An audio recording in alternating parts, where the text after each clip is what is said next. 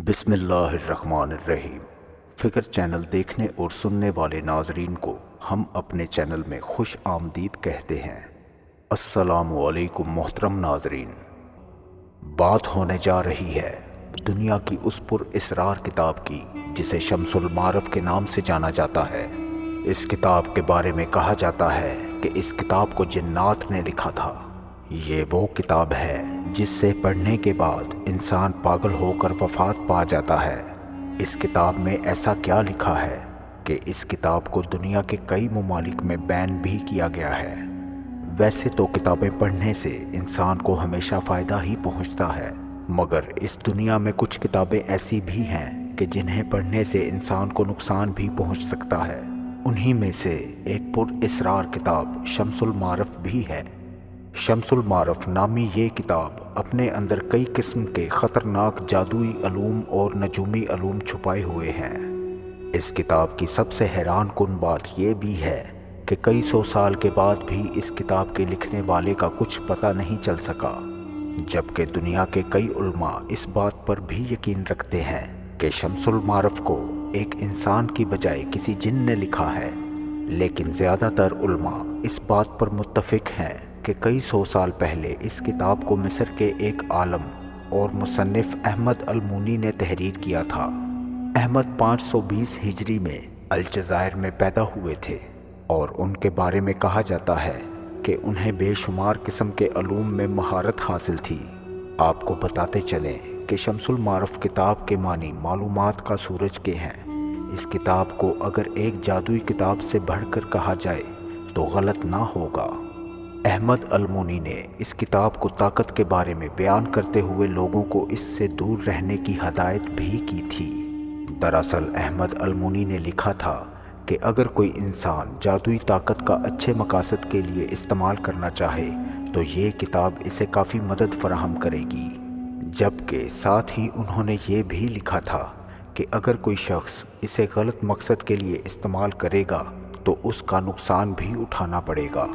इस किताब के हर हिस्से में मुख्तलिफ़ किस्म के अलूम और वज़ाइफ के मज़मून मौजूद हैं। शम्सुल मारफ किताब के दरमियानी हिस्से में जादुई राज़ों को तफसील से बयान किया गया है, जैसे कि रूहों और जिन्नों को कैसे बुलाया जा सकता है, किसी इंसान पर काला जादू कैसे किया जा सकता है, अगर किसी चीज़ की पेशनगोई करनी हो तो वो कैसे की जा सकती है।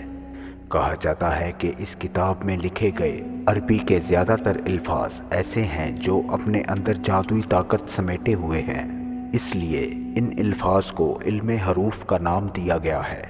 इसका मतलब है कि अल्फाज से जादुई ताकत हासिल करना, क्योंकि शम्सुल मारफ में वो बातें भी बताई गई हैं जिनका ताल्लुक़ जादू से है।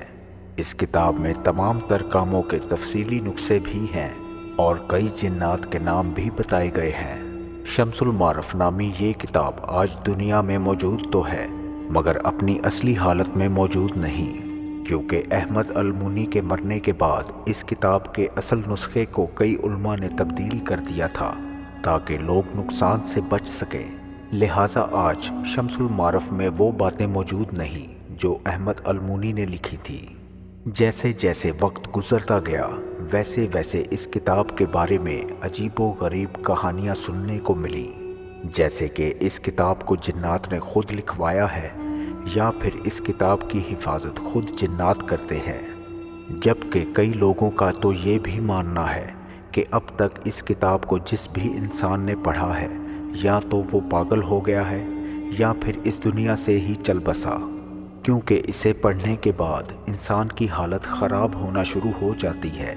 इस किताब के बारे में दो मशहूर कहानियाँ भी सुनने को मिलती हैं, जैसे कि एक सऊदी शख्स ने शम्सुल मारफ किताब पढ़कर किसी जिन से दूसरी शादी कर ली और फिर उस जिन ने उस शख्स की पहली बीवी और माँ बाप को कत्ल कर दिया था।